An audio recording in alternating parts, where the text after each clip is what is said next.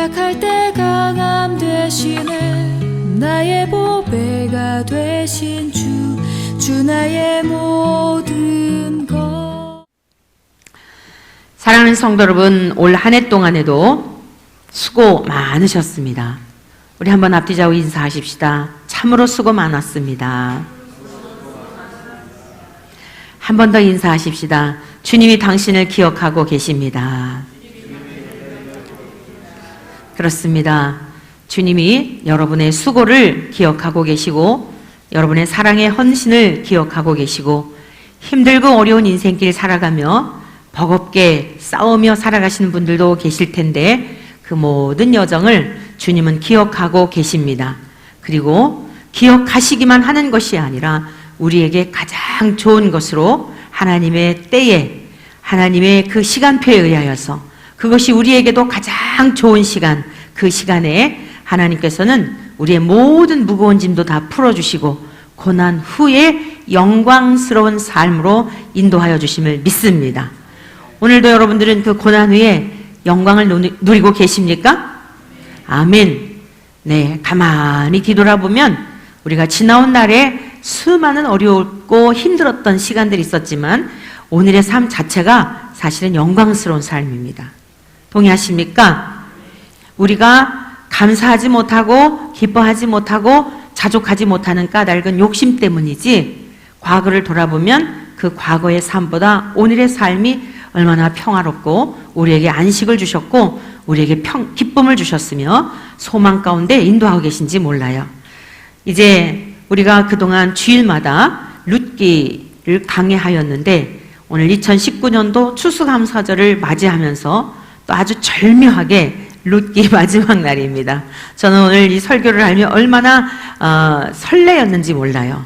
마치 이 제목을 축제라고 이렇게 하고 싶었는데 제목이 아무래도 고난 후의 영광, 그것이 더 깊은 의미가 있겠다. 그리고 성경 전체의 그런 의미를 또 함축한 제목이기도 하겠다 하여서 고난 후의 영광이라는 제목이지만 저와 여러분들이 말씀을 듣는 이 시간 정말 축제를 벌이는 그러한 마음으로 모든 고난이 끝이 나고 하나님께서 고난 당한 그들에게 허락하셨던 복이 어떠하였는지를 돌아보면서 오늘 그 복이 하늘에 속한 신령한 복과 이 땅에서도 담대하게 승리의 삶을 살아가는 이 은혜와 복이 우리 모두에게 넘쳐나시기를 축복합니다. 자, 오늘 룻기 마지막 날이기 때문에 다시 한번 여러분들에게 들었던 말씀들을 정리하며 우리가 한번 상고해 보기를 바랍니다. 이 룻기에 등장하는 인물들은 다 고난의 삶을 살았던 분들입니다. 이분들의 삶의 특징이 있는데 한결같이 고난의 삶을 살았던 분들이에요. 나오미 베들레헴이라고 하는 그 떡집에서 베들레헴이란 떡집이라는 곳인데 그 떡집에 떡이 많아야 할 텐데 먹을거리가 없겠다 싶어서 그 땅에 흉년이 들어서 모압 땅으로 이주를 하여 그곳에서 남편을 잃고 두 아들을 이제 잃어버리게 되죠. 졸지에 과부가 된 것입니다. 이 얼마나 처량한 모습입니까? 세상을 향하여 살아갈 때 너무 부끄럽게 생각이 되었을 것입니다. 그리고 어쩌면 나는 저주받은 인생인가 봐, 나는 정말 박복한 인생인가 봐 라고 하는 그러한 마음의 절망과 그 처절함이라고 하는 것은 누가 뭐라고 하여도 위로가 되지 않는 그러한 상황을 경험했던 여인입니다. 자, 룻은 어떻습니까? 태어난 출신 자체가 모압에서 출생하여서 그때 당시에 유대인들에게는 사람 대접 받을 수도 없고 뿐만 아니라 유대인의 총회에 들어올 수 없는 영원토록 유대인의 총회에 들어오지 못하도록 하나님께서 법을 규정해 놓으신 그 땅에 살고 있었던 여인이었습니다. 그런데 믿음의 가문에 시집을 와서 무엇인가 좀 새로운 세계의 출발이 있는가 싶었는데 이 여인에게 역시 젊은 날에 남편을 말론이라고 하는 나오미의 큰 아들을 잃게 되고 그리고 역시 과부가 됩니다. 이제 홀로 된 어머니를 부양하며 자기 인생 어머니가 믿는 하나님, 어머니의 백성이 나의 백성이 되어 새로운 삶을 살겠다고 결단을 하고 어머니를 따라 나서지요. 미래가 없었습니다. 소망이 없었습니다. 그저 한 가지 소망은 무엇이었어요? 어머니가 믿는 하나님을 섬기겠다는 결단 그뿐이었습니다.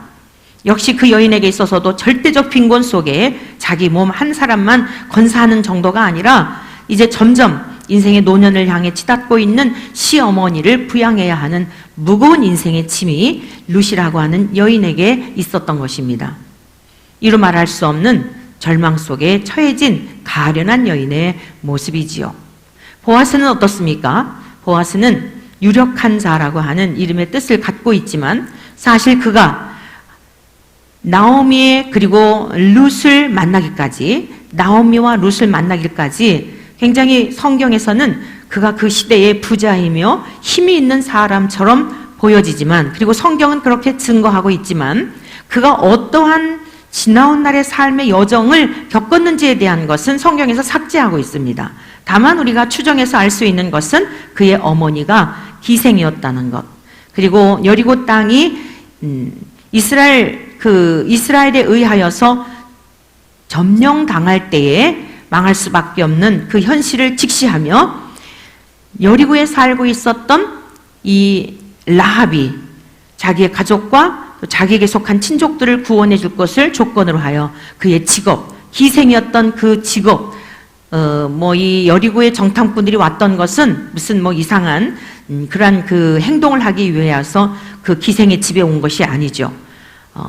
옛 그 주막이라든가 이런 곳은 나그네들이 쉬는 그러한 장소였고, 뿐만 아니라 각 정보를 접할 수 있는 그런 곳이지 않았습니까? 그래서 여리고에 이제 정탐을 하러 왔던 그러한 이스라엘 그 정탐꾼 두 사람을 숨겨주면서 자기의 가족들, 자기와 자기에게 속한 모든 이들을 구원해 줄 것에 대한 조건을 내세워서 여리고 땅이 멸망하였을 때 라합과 그에게 속한 모든 가족들이 구원을 받게 되지요. 그렇게 해서 이제 이 라합이라고 하는 여인이 유대인의 수에 들어오기는 하였지만 그 출신 성분이라고 하는 것은 길이길이 그 흔적과 자욱이 남아서 매우 사람들에게 멸시당하고 조롱을 당할 수밖에 없는 좋은 환경이 아니었다는 이야기입니다. 이방인이었고 보아스의 어머니 라합은 이방인에다가 희생이었다는 거죠. 그러면 어머니는 어머니의 믿음에 의하여 산다고 하지만 그의 자녀로 살아가는 것은 사실 그에게도 무거운 멍해인 것입니다.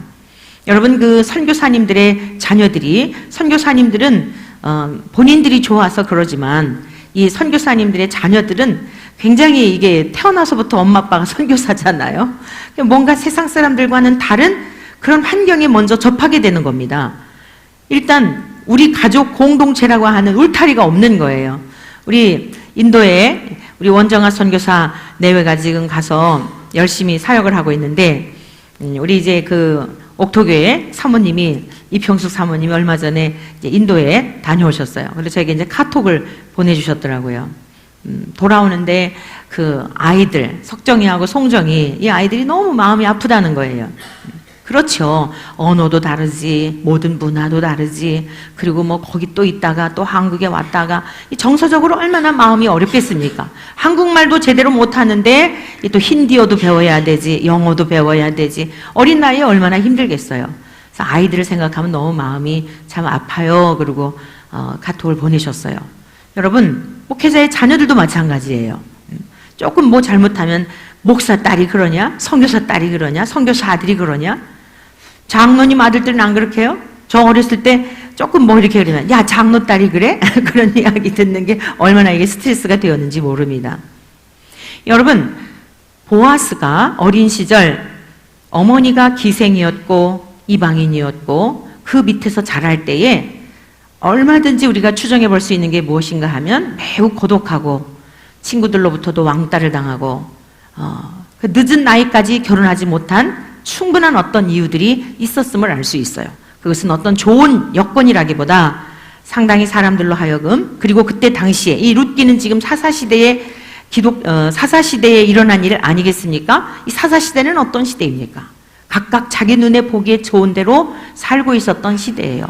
그런데 이 보아스라고 하는 믿음의 사람은 어머니에게서 믿음의 유업을 이어받아 매우 경건하고 의롭고 진실하게 살고자 하니 죄를 짓는 사람들과 함께 어울려서 같이 그러한 일들을 행해야 친구가 될 텐데 이방인의 아들이요 기생의 아들이면서 거룩한 척, 그들이 볼 때는, 유대인들이 볼 때는 거룩한 척, 의로운 척 하는 것이 얼마나 눈에 보기에 눈의 가시와 같았겠습니까? 주님께서 말씀하신 그러한 삶을 살지 않았겠어요?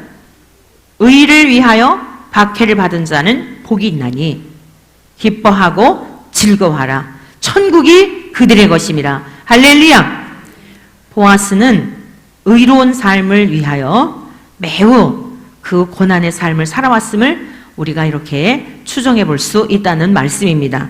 자, 동일하게 나옴이라든가 룻이라든가 보아스라든가 이 세 분들, 오늘 마지막 우리가 장면을 이제 정말 그 축제가 벌어지고 있는 그 장면을 우리가 배우게 될 테지만 지나온 과거를 잊으면 안 됩니다. 저와 여러분들도 어떠한 환경 가운데서 하나님이 우리를 구원해 내셨는지를 잊으면 안 됩니다. 지금까지 우리가 어떠한 환경 속에서 하나님의 은혜를 입고 오늘 이렇게 하나님을 아버지라 부르며 주님의 은혜의 날개 아래 보호를 받으며 살고 있는지를 잊으면 안 되는 줄로 믿습니다. 소도 제 주인을 알고 나귀도 제 주인의 구유를 알건만은 하나님이 창조하신 사람들은 하나님을 기억지 아니한다고 이사야 1장을 통하여 옛 선지자를 통하여 탄식하고 있지 않습니까? 여러분, 그것이 구약의 시대에서만 이스라엘 백성들에게만 있었던 그런 배역한 모습이었을까요? 어쩌면 이 시대에 더 하나님의 풍성한 은혜 속에 더 많은 은혜를 경험하며 살면서도 우리 주 예수님까지 이 땅에 다녀오셨고 우리를 위하여 그토록 흉한 그 험악한 십자가를 지심으로 말미암아 우리가 죄사함을 얻었음에도 불구하고 그 하나님의 은혜라고 하는 이 단어를 너무 가볍게 여기며 우리가 믿음으로 구원받았다라고 하는 나는 천국에 갈 거야 라고 하는 이러한 경홀히 여기는 구원을 가볍게 여기는 이런 마음으로 신앙생활을 한다고 한다면 이는 참으로 하나님의 마음을 아프게 하여 드리는 일이라는 것을 기억하여야 합니다. 믿음의 선조들이 어떻게 이렇게 영광스러운 축제를 맞이하며 고난 후에 영광을 누리게 되었는가? 고난 후의 영광이라는 사실입니다. 믿으십니까? 역시 오늘 이 시대를 살아가는 우리들에게도 우리의 잘못이나 죄 때문에 고난당하는 것이 아니라 하나님의 말씀에 근거하여 말씀대로 살아가고자 할 때에 우리가 고난을 당하는 것은 반드시 영광의 그날이 있다는 것을 명심하시기를 축복합니다. 바울 사도는 이렇게 고백하였습니다. 로마서 8장 18절에서 생각하건대 현재의 고난은 장차 우리에게 나타날 영광과 좋게 비교할 수 없도다. 사랑하는 성도 여러분, 그렇습니다. 우리가 우리 주 예수님을 믿는다는 이유 때문에 현재적 삶에서 고난을 당하는 것은 반드시 하나님께서 그 모든 것을 보상하시고 그 모든 것을 연락하신 후에 부어주시는 그 영광과 은혜와 복이라고 하는 것은 장차 나타날 그 영광이라고 하는 것은 어떤 것으로도 상상이 안 된다는 것입니다. 그러므로 오늘 저와 여러분들은 이제 믿음의 선조들이 이렇게 고난의 삶 후에 영광스러운 그 영광의 날, 새 날, 축제의 날, 잔칫날이 벌어졌었는데 말씀을 같이 보시면서 구체적으로 어떠한 영광이 그들에게 있었는가 같이 살펴보도록 하겠습니다. 룻기 4장 13절의 말씀입니다. 우리 13절 말씀을 같이 보며 제가 설명하여 드립니다. 이에 보아스가 룻을 맞이하여 아내로 삼고 그에게 들어갔더니 드디어 룻과 보아스가요 결혼을 한 거예요. 할렐루야. 얼마나 애타게 보아스가 오래도록 결혼도 하지 않았던 중에 경건하고 하나님 앞에 진실하게 살아가는 정말 영혼이 너무 아름다운 그러한 여인을 만났을 때에 보아스의 마음이 얼마나 설레었을까요? 그럼에도 불구하고 보아스는 자기의 감정을 따라서 함부로 행동하지 않았음을 우리가 배웠지요. 보아스의 모든 행동은 철저하게 하나님의 계명을 따라서 하는 행동입니다. 여러분들도 동의하시지요? 우리는 이 시대를 살아가는 우리들은 하나님의 계명이 기준이 아니라 우리의 감정이 앞서고 우리의 눈에 보기에 좋은 대로 우리의 생각을 따라서 모든 것을 결단하고 그리고선 행동하지 않습니까? 보아스는요 철저하게 그 고난의 삶을 통하여 무엇을 훈련하였는가 하면 하나님의 말씀에 준하여 하나님의 계명대로 살아가는 삶을 오랜 동안 훈련하였던 것입니다. 오늘 저와 여러분들이 이 복되신 하나님의 말씀을 통하여서 이 시대를 살아가면서도 우리가 기억해야 될 게 뭐냐면 내 생각보다 내 가치관보다 내가 옳다고 그 기준한 것보다도 하나님의 말씀이 그러한가 하여 말씀이 기준이 되어 살아가는 그러한 삶을 살게 되기를 축복합니다. 이 보아스의 모습에서 또한 우리는 예수님의 모습을 발견할 수 있어요. 자, 보아스가 룻을 선택하여서 아내를 삼습니다. 그래서 이 어떤 영광을 보아스와 룻이 지금 결혼하는 이 고난이 지나고 난 다음에 이 영광의 첫 번째가 뭐냐면 온전한 사랑의 연합을 이루게 되는 거예요. 세상 사람들이 돈 많은 사람하고 결혼을 하고 조건이 좋아서 결혼하는 이런 게 아닙니다. 하나님 안에서 맺어진 천상의 아름다운 결혼식과 같은 그런 연합이라는 말씀이에요. 룻에게 있어서는 어떠할까요? 모든 문제가 한꺼번에 다 해결된 줄로 믿습니다. 보아스는 어때요? 그동안에 외롭고 고독한 이방인의 아들이라고 기생의 아들이라고 놀림을 받았던 그 모든 것으로부터 사랑하는 아내를 얻어서 이제는 더불어 온전히 서로 한쪽만이 아니에요. 룻만이 아니라 보아스만이 아니라 상호 하나님 안에서 그 언약을 지켰더니 맺어진 이 복이라고 하는 것은 얼마나 완벽하고 감격이 넘치고 하루하루 살아가는 삶이 천상의 삶이었겠습니까? 하나님께서 우리에게 주시고자 하는 복은 바로 이러한 복인 줄로 믿습니다.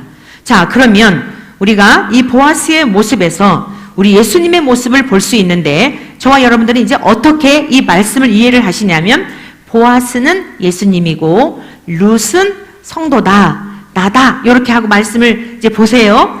요한복음으로 가보겠습니다. 요한복음 15장 우리 주님이 십자가 처형을 당하시기 전에 저와 여러분들에게 마치 보아스가 대가를 지불하고 룻을 사서 아내를 삼은 것처럼 우리 주님이 죄 가운데 빠져있고 죄에 종살이하며 마귀에게 늘 끌려다니며 살 수밖에 없는 우리네 인생들을 위하여 죄값을 대신 지불하시기 위해 십자가 처형을 당하시기 전 마지막 하셨던 유언 설교입니다. 그것이 14, 15, 16 요한복음 이 세 장의 유언 설교이며 마지막 17장은 예수님께서 대제사장적인 기도를 드렸던 내용의 말씀인데 그중 한 부분을 제가 이제 읽어드립니다. 요한복음 15장 9절 말씀. 아버지께서 나를 사랑하신 것 같이 나도 너희를 사랑하였으니 나의 사랑 안에 거하라. 그러면서요, 내가 아버지의 계명을 지켜 그의 사랑 안에 거하는 것 같이 너희도 내 계명을 지키면 내 사랑 안에 거하리라. 할렐루야. 여러분, 보아스는 철저하게 하나님의 계명을 지킴으로 말미암아 신부를 만나게 된 거예요. 철저하게 내가 없었던 것입니다. 우리 예수님을 보는 듯 하지 않습니까? 예수님도 하늘로부터 이 땅에 오셔서 저와 여러분들을 위하여 얼마나 멸시를 당하셨는지 알아요? 보아스가 유대인들에게 멸시를 당하고 조롱을 당하고 철저하게 고립된 삶을 살았음을 추정해 볼 수 있은 것 같이 우리 주님도 얼마나 고난을 당하셨는지요? 멸시를 받으셨는지요? 성경에 이런 말씀이 있습니다. 예수님은요, 우리 요한복음 앞으로 좀 가보시겠습니다. 요한복음 8장 요한복음 8장 48절 말씀입니다. 우리 같이 한번 읽어보실까요? 시작. 유대인들이 대답하여 이르되 우리가 너를 사마리아 사람이라 또는 귀신이 들렸다 하는 말이 옳지 아니하냐. 예수님을 향하여 유대인들이 뭐라 그랬어요? 너는 사마리아 사람이라. 짐승 취급한단 말이에요. 유대인들에게서 사마리아 사람은 짐승과 같은 존재입니다. 예수님을 그렇게 지금 취급하는 겁니다. 예수님이 누구신데요? 하나님이신데. 그리고 또 뭐라 그래요? 너는 귀신이 들렸다.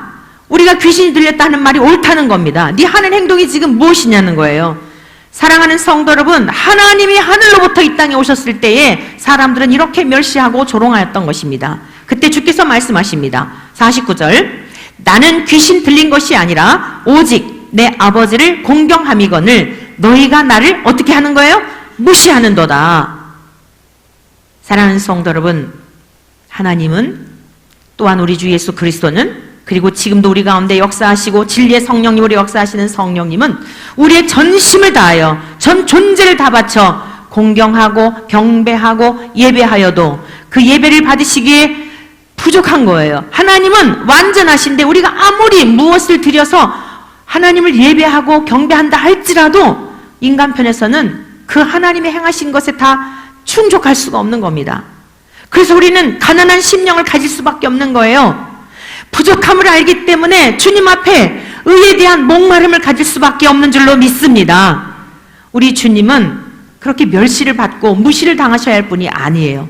하나님의 말씀을 공경하여 하늘로부터 인생들을 구원하시기 위해 이 땅에 왔는데 이토록 멸시하고 조롱하였던 그 사람들, 바로 우리들 아닐까요? 그리고 다시 보십니다. 50절. 나는 내 영광을 구하지 아니하나 구하고 판단하시는 이가 계시니라. 진실로 진실로 너희에게 이르노니 사람이 내 말을 지키면 영원히 죽음을 보지 아니하리라. 아멘.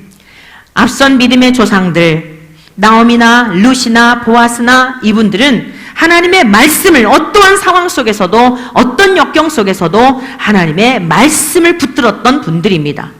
보아스가 철저하게 이 아내를 얻기 위하여 대가를 지불한 것처럼 우리 예수님도 하늘로부터 이 땅에 오셔서 저와 여러분들을 위하여 우리 예수님이 누가 뭐라고 하든 귀신이 들렸다 하든 짐승 취급을 하든 하나님 앞에 순복하심으로 말미암아 하나님의 사랑을 받고 그 사랑으로 저와 여러분들을 사랑하여 주었으니 우리에게 뭐라고 권면하십니까? 내 사랑 안에 거하라.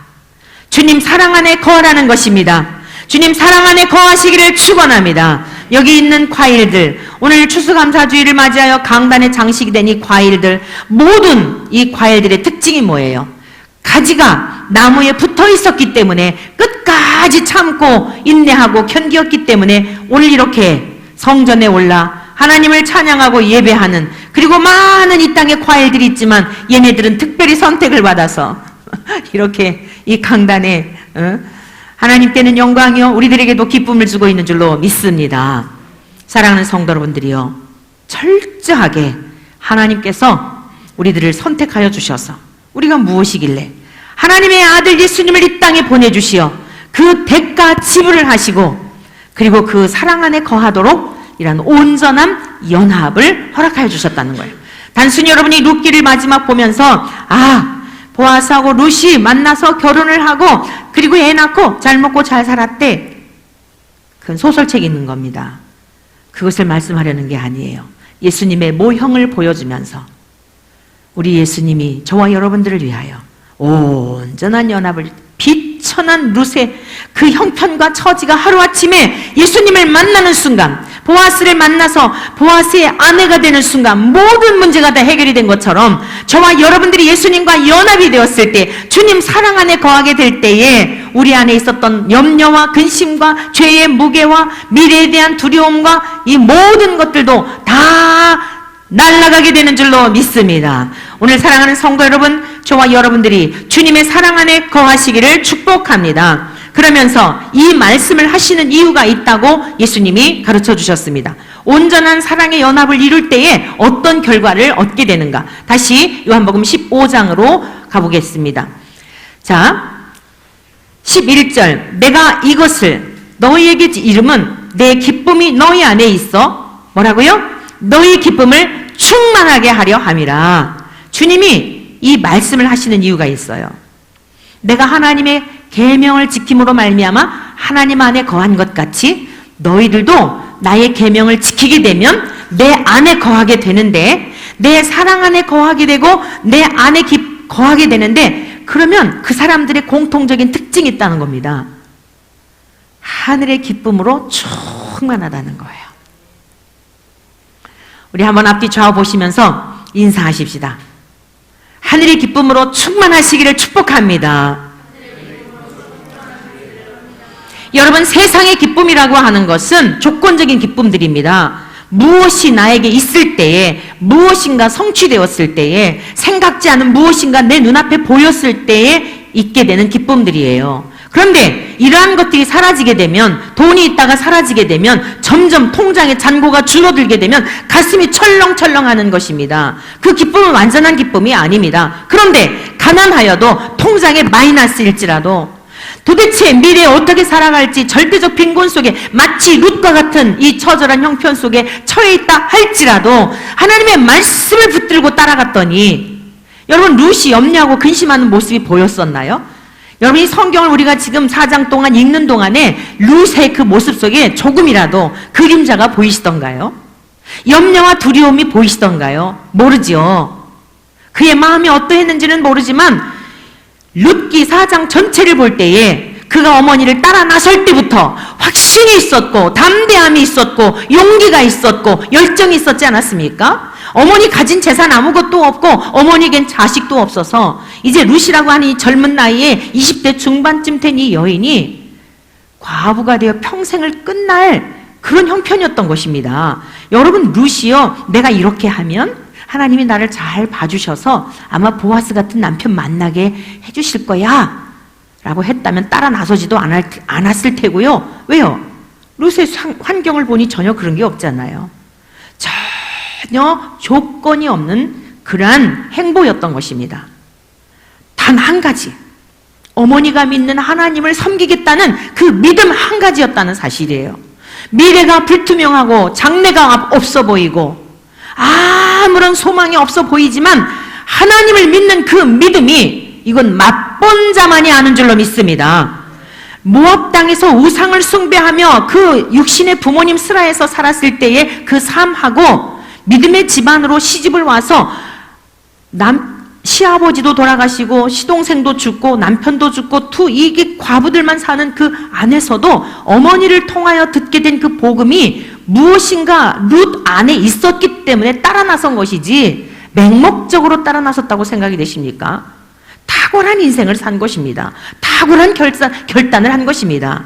그는 보이지 않는 세계를 보는 것처럼 믿는 믿음을 하나님으로부터 그는 선물을 받았다는 사실입니다. 노아 할아버지가 그러하였고 아벨이 그러하였고 에녹이 그러하였고 오늘 이 시대 저와 여러분들에게 이 은혜를 하나님께서 입혀주시기를 간절히 축원합니다. 똑같이 살면서도요, 똑같이 살면서도 오늘 아침에 이제 식사를 하면서 목사님과 그런 이야기를 나눴어요. 아주 유명한, 누구라고 하면 다 알 수 있는 그런 고명한 분이에요, 우리나라에. 근데 그분은 이제 예수님을 믿지 않다가 이제 어떤 계기로 인하여서 예수님을 매우 열심히 믿으시며 방송에서라든가 이렇게 막 다니시면서 복음을 열심히 전하시는 매우 그런 고명하신 분이에요. 근데 그분의 부인은 안 믿으시거든요. 지금은 믿는지 안 믿는지 모르겠어요. 그러면 그 많은 어려운 일들을 경험하며 그 강팍하고 하나님 없다고 무신론자였던 그분이 하나님께로 돌아왔을 때에 그 모습을 보면서라도 신기해서 그 남편이 믿는 하나님을 따라 나서야 될 거 아니에요? 안 믿어요. 늘 초보적인 질문만 하고 그 인터뷰하고 그 부인도 굉장히 유명한 분이에요. 대학 교수이시고. 여러분 다 하나님의 나라에 가는 거 아닙니다. 그러면서 우리가 이제 목사님이 한 얘기가 구원은 하나님이 주시는 선물이라 그랬잖아. 그렇습니다. 하나님이 주시는 선물이에요. 여러분 하나님 앞에 가난한 마음을 갖기를 축복합니다. 믿음은 아무나의 것이 아닙니다. 그 믿음을 모든 것 다 포기하고서라도 그 믿음을 주십시오. 구원 얻을 믿음을 주십시오. 주님, 내 세상의 모든 것 다 포기하겠으니 주님, 저에게 생명을 주십시오. 아니, 여러분 정말 악한 병에 걸리면 돈이 무슨 소용이 있어요? 집 팔아서라도 선생님 살려만 주십시오. 내 아내 살려만 주십시오. 남편 살려만 주십시오. 그러지 않아요? 자식이 흉한병에 걸리면 돈이 무슨 필요가 있냐 말이에요. 우리의 생명의 가치라고 하는 것은 이 땅에서 오래 사는, 병 고침받아서 오래 사는 정도의 그러한 것이 아닙니다. 룻이라고 하는 이 믿음의 선조, 아무것도 바라볼 게 없는 그 어머니, 홀로 된 어머니 하나를 따라 나선 것은 그가 믿는 하나님, 나오미의 안에 계시는 그 하나님, 절망 중에도 다시 하나님께로 돌아가겠다고 결단하는 시어머니의 그 믿음을 보며 나도 그가 믿는 하나님을 믿겠다라고 결단하는 데서부터 출발하였다는 것입니다. 오늘 주님 앞에 나온 여러분들의 믿음의 자리는 어떠하십니까? 그래서 대충 이 정도 믿어도 나는 언젠가 하나님 나라 갈 수 있겠지 라고 혹여라도 그렇게 가볍게 생각하신다면 여러분의 착각일 수 있습니다. 하나님의 나라는 하나님께서 오라 하셔야 들어가는 나라입니다. 우리가 해야 할 것은 무엇일까요? 천국은 침노를 당하나니 침노하는 자가 빼앗는다고 하였습니다. 우리가 가난한 마음을 가지고 구걸하듯이, 가난이라는 것은 공개적으로 구걸하다라고 하는 뜻이라고 그랬잖아요. 심령이 가난한 자는 복이 있나니 라고 하였을 때 그들에게 천국을 주신다고 하였는데, 그 가난의 의미는 공개적으로 구걸하듯이 얼마나 비천한 상태입니까? 그러한 자에게 천국을 주신다고 말씀하신 것입니다. 그런데 이러한 사람들에게 천국이 임하게 되면 세상적인 조건의 기쁨이 아니라 이해할 수 없는 기쁨이 넘치는 거예요. 주께서 말씀하신 것처럼 내가 이것을 너희에게 말하는 것은 내 기쁨이 너희 안에 있어 너희 기쁨이 충만하게 하려 함이니라. 룻기 강해를 마치게 되잖아요. 그러면서 지난 한 주간 동안 많은 일들이 있었어요. 이 건물에 이제 4층에 있는 사람이 저를 아주 억울하게 해가지고 막 모함을 해갖고 자기 관리비, 우리 이 건물에 자기가 무슨 청소 관리자였다고 4,300만 원을 청구를 한 거예요. 글쎄 그래가지고 법원에서 마지막 선고가 있었어요. 선고가 있는 날인데 괜히 그거 해봤자 창피만 당할 것 같으니까 선고하기 전날 취하를 했더라고요. 그러니까 이제 제가 추측하건대 변호사가 창피하잖아요. 말도 안 되는 걸 가지고 그냥 막 또 이 주변에 다니면서 저보고요, 자기를 막 종부리듯이 막 하대하고 그랬대요. 그래서 나도 어이가 없어가지고 아니 그 운동하는 사람, 우락부락한 사람 보기만 해도 그냥 이렇게 조금 조심스러운 사람한테 내가 어떻게 감히 뭘 부탁을 하겠어요. 말도 안 되는 그런 이야기를 가지고 그걸 법원에다 얘기를 하니 돈이 궁핍한가 봅니다. 다른 사람들이 들을 때 이 사람이 요즘 경기가 안 좋은가 봅니다. 이런 얘기까지도 하더라고요. 그래가지고서는 아주 결정적으로 다 이제 저의 그 억울함도 풀어주시고 그래서 스스로 취하를 했더라고요. 그리고 이것저것 많은 일들을 경험하면서 제가 지난 수요일 밤에 이러고 잠자리에 누워 잠을 자려고 하는데 잠이 안 오는 거예요. 웃음이 나서. 웃음이 나가지고 실실 누웠는데 베개를 꼭 껴안고 웃음이 나는 거예요. 웃음이. 여러분, 이삭이라고 하는 이름의 뜻은 웃음이라는 뜻이죠. 나로 웃게 하신다. 우리 사랑하는 이제 원천의 모든 가족들에게 어둠 물러가고 여러분의 마음을 짓누르고 있는 근심도 떠나가고 위로부터 내려주시는 이 기쁨과 평강으로 넘쳐나시기를 축복합니다. 주님이 말씀하셨습니다. 내 안에 거하라. 내가 너 안에, 네가 내 안에, 우리 결혼하자. 보아스와 룻이 결혼을 하였을 때, 그 품에 안겼을 때에 룻이 얼마나 마음이 안식이 되었을까요? 시어머니 무엇을 대접해 드려야 될까? 경제적인 걱정도 다 물러갔겠죠. 미래는 뭘 먹고 살아야 될까? 부자 남편을 만났으니 다 그 염려도 떠나갔겠죠. 집안에는 종들이 많이 있어서 그 남편이 부리는 모든 종들이 이제는 다 자기의 소유가 되었으니, 여러분, 룻이 또 자기가 빈곤한 삶을 살아왔으니까 종들에게는 얼마나 선대했겠습니까? 자기가 그 어려운 형편을 겪어봤으니 얼마나 겸손하게 섬겼겠어요. 오늘 우리 룻이 보아스를 만났는데도 그 문제가 다 해결이 됐는데, 만군의 주 여호와 하나님이 이 땅에 오셔서 저와 여러분들을 위하여 목숨의 값을 지불하시고 십자가에서 죽으심으로 우리를 끌어안으시고는 저와 여러분들을 한 몸 이루게 하셨으니, 주님이 내 안에 내가 주님 안에 거하는 이 복을 주셨으니, 세상에 살면서 기뻐하고 잠이 오지 않아 실실 웃는 것도 여러분 누가 볼 때 미쳤다고 할지 모르지만 맛본 자만이 아는 줄로 믿습니다. 제가 마음에 주여 우리 사랑하는 성도들에게도 이 기쁨을, 그리스도 안에 이 감격을 계산해보면 가진 것이 없는데 주님 안에서 이 감격을 누리며 이 기쁨과 평강을 누리며 살아가는 은혜를 허락하여 주십시오. 성도들아, 여호와의 선하심을 맛보아 할지어다 하였는데 맛보아 할 수 있게 해주십시오. 귀로만 듣는 것이 아니라, 머리로만 아는 것이 아니라 정말 전 존재적으로 주님이 내 안에 계시는 이 감격을, 온전한 연합에 대한 이 감격을 누리며 살게 도와주십시오. 기도가 되지 않았겠습니까? 오늘 이 복이 우리 모두에게 임하시기를 축원합니다. 두 번째, 고난 후에 어떤 영광이 주어졌는가? 생명의 열매를 맺게 되었습니다. 성경 말씀 같이 보십니다. 다시 요거 요한복음 15장 다시 돌아올 거니까 잘 표기해 두시고요. 룻기로 다시 갑니다. 자, 13절 여호와께서 그에게 임신하게 하심으로 그가 아들을 낳은지라. 할렐루야. 이제 결혼을 했더니 생명의 열매까지 맺게 됐어요. 후손이 생긴 겁니다.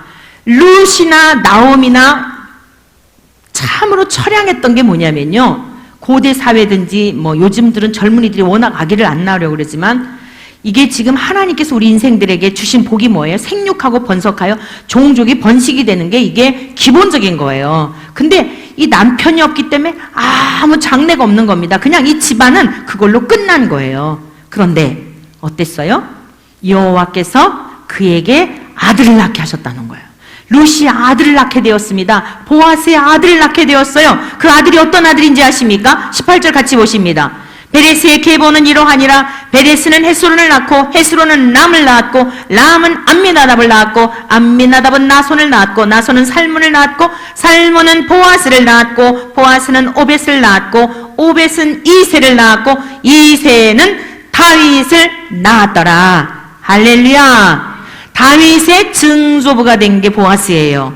그냥 그 아들 낳은 걸로 끝난 게 아니고 왕족의 증조부가 되었고, 또 신약으로 가면 어떻습니까? 우리 예수님의 조상이 된 줄로 믿습니다. 우리 예수님의 족보에 오르게 되는 영광을 얻게 된 것이에요. 그러면 자, 우리 다시 요한복음 15장으로 가봅니다. 저와 여러분들이 예수님을 믿음으로 말미암아 예수님이신 신랑이신 우리 예수님, 그리스도의 신부된 성도이며 교회인 우리들이 주님을 믿게 되면 어떠할까요? 같이 보십니다. 15장 16절입니다. 다 함께 읽겠습니다. 너희가 나를 택한 것이 아니요 내가 너희를 택하여 세웠나니 이는 너희로 가서 열매를 맺게 하고 또 너희 열매가 항상 있게 하여 내 이름으로 아버지께 무엇을 구하든지 다 받게 하려 함이라. 아멘. 아멘. 보아스가 룻을 선택한 것처럼 저와 여러분들도 예수님이 저와 여러분들을 택하신 줄로 믿습니다. 여러분들은 내가 교회를 오니까 내가 예수님 택한 것 같지요? 그렇게 생각한 사람들은 예수님을 믿을 수가 없어요. 왜? 내가 언젠가 싫으면 안 나가도 되거든요. 그러나 예수님이 선택한 주권이 누구에게 있냐면 하나님께 있는 거예요. 오늘 분명히 예수님, 이건 예수님이 직접 하신 말씀이에요.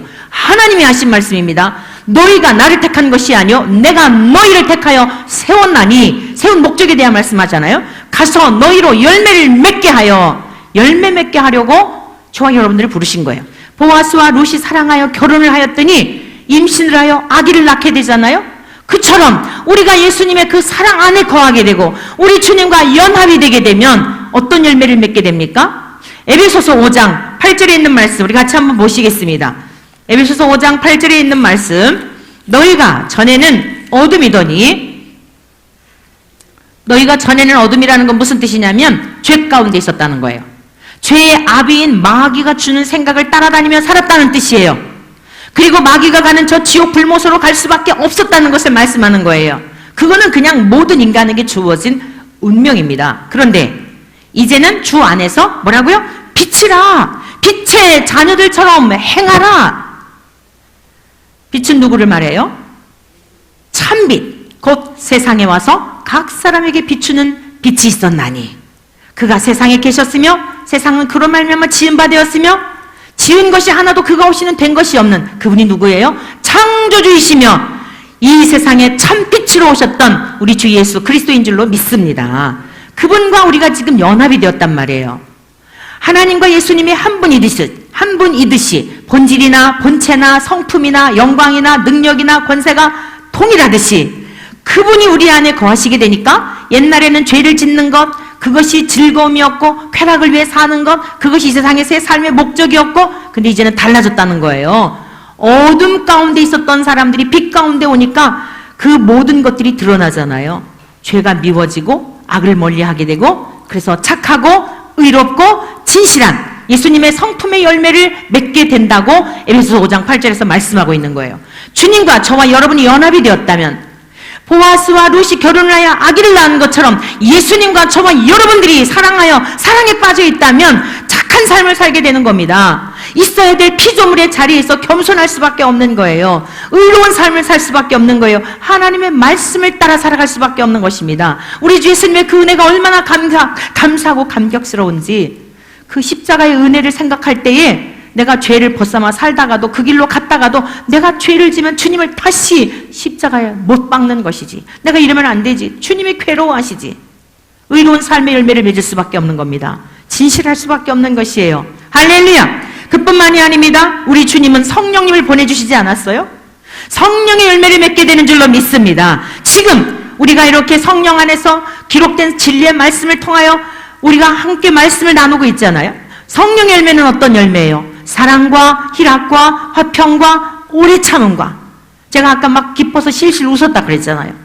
뭐 때문에 웃는 거예요? 영혼이 즐거운 거예요. 영혼이. 영이신 주님과의 연합을 통하여 주께서 행하신 일들에 대한 것들을, 추억을, 과거를 가만히 생각해 볼 때, 미천한 인생을 돌보시고 은혜를 베푸시고 긍휼을 베푸신 걸 생각할 때, 너무너무 환경은 하나도 달라진 게 없지만 그 은혜를 생각할 때 여러분, 이게 희락의 기쁨인 줄로 믿습니다. 이게 희락의 열매인 줄로 믿습니다. 이제는 저와 여러분들이 오늘 추수감사주의를 맞이하여 열매들을 보면서 감상만 하는 것이 아니라, 이제는 저와 여러분들이 주님 앞에 이 사랑의 열매를 맺으며 살게 되기를 축복합니다.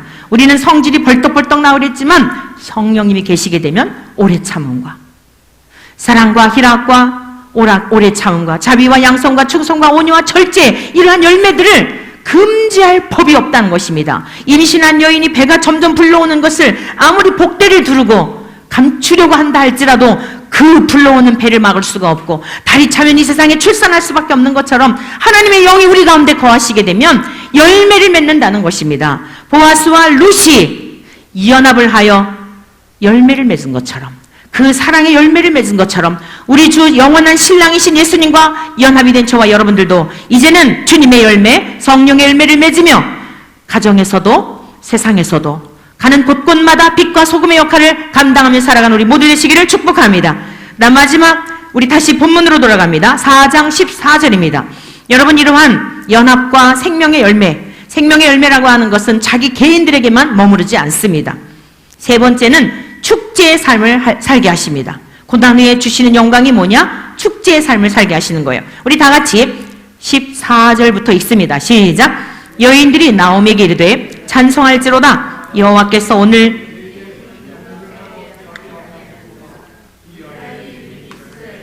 유명하게 되기를 원하노라. 이는 내 생명의 회복자이며 내 노년의 봉양자라. 곧 너를 사랑하며 7 아들보다 더 귀한 내 며느리가 낳은 자로다 하니라. 사랑하는 성도 여러분, 나오미에게 회복이 되니까 그 참으로 실패하고 하나님 없이도 살아보려고 하는 그런 마음을 가지고 떠나갔다가 다 망하고서 모압 땅에 머물 수도 있잖아요. 돌아왔죠? 여러분, 이게 회개예요. 떠났던 자리로 돌아오는 게 회개예요. 돌아왔더니 하나님께서 나오미의 삶도 회복하여 주시는데, 그 생각지 않았던 손주를 낳아서 나오미가 낳은 아들이, 나오미, 귀한 7 아들보다 귀한 내 며느리가 낳은 그 아들을 나오미의 품에 안고 그의 양육자가 되게 하셨다는 말씀입니다. 있을 수 있는 일입니까? 사람이 상상이나 할 수 있는 일입니까? 하나님이 회복하여 주시는 방법은 이렇게 하루아침에 끝까지 하나님의 말씀을 붙들고 고난 중에도 낙심하지 않고 하나님의 계명을 준행하게 될 때에 하나님을 사랑하고 이웃을 사랑하며, 그게 누구를 사랑한 거예요? 이웃이 누구예요? 시어머니를 사랑하고, 룻이 시어머니를 사랑하고, 시어머니는 며느리를 사랑하고, 그 보아스는 그 비천한 여인들을 사랑하고, 이게 하나님의 계명을 지킨 거란 말이에요. 그러하였더니 이 가정 안에서만 축제가 벌어진 게 아니라 동네 사람들이 난리가 난 거예요. 여인들이 막 여호와를, 지금 여기 보십시오. 이 여인들이 뭐라고 얘기하는지를 잘 보셔야 돼요. 14절. 여인들이 나오미에게 이르되 찬송할지로다. 누가요? 여호와께서 오늘 내게 기업 물을 자가 없게 하지 아니하셨도다. 기업 물을 자를 주셨다. 상속자를 주셨다 이거예요. 누가요? 여호와께서. 근데 보아스하고 룻을 통해 났잖아요. 여인들은 보아스와 룻에게 칭송 돌리는 게 아니에요. 여호와께서. 사랑하는 성도 여러분들이요, 하나님께서 티끌에 불과한 우리네 인생들을 돌보시는 날에는 우리들의 기쁨으로 끝나는 게 아니라, 여러분 개인의 행복으로 끝나는 게 아니라 주변에 있는 사람들에게까지도 함께 더불어 축제하고 기뻐하고 감격하고 즐거워하며 하나님을 높여드리게 되는 이러한 하나님의 존귀한 자들로 하나님이 세우시는 줄로 믿습니다. 이 말씀이 요한계시록에 보면 19장에 보면은 어린 양의 혼인잔치에서 이제는 이 세상의 세상죄를 짊어지고 가시게 오셨던 우리 주 예수님의 그 잔치자리에 참여하는 그리스도의 신부된 자들, 예수님을 믿는 자들, 그들이 영원토록 하나님을 찬양하는 그 내용이 나오게 되는데요. 오늘 룻기 강해를 마치면서 또한 2019년도 마침 또 추수감사절, 이 축제의 날을 맞이하여 우리 사랑하는 원천의 모든 가족들에게 오늘 이 말씀이 우리들에게 주시는 것과 같이 저와 여러분들의 삶이 이 땅에서도 축제의 삶이 되기를 축원합니다. 오늘 여러분의 현재적 삶에 어렵고 힘든 일이 있다 할지라도 낙심하지 마시고, 하나님의 백성들은 반드시 고난 후에 영광이 있다는 것을 명심하시며, 이미 그 영광을 미래적인 것으로만 아니라 현재적 삶에서 우리의 영원한 신랑이신 주님과 연합이 되어 오늘의 삶의 자리에서도 이 형편 가운데서도 누리고 만끽하시고, 그리고 사람들에게 증거가 되고 증인이 되어 하나님이 저와 여러분들을 부르신 목적대로 이제는 생명의 열매를 많이 내어드리며 살아가는 복된 하나님의 권속들 되시기를 주님의 이름으로 간절히 축원합니다. 약할 때 강함 되시네 나의 보배가 되신 주 나의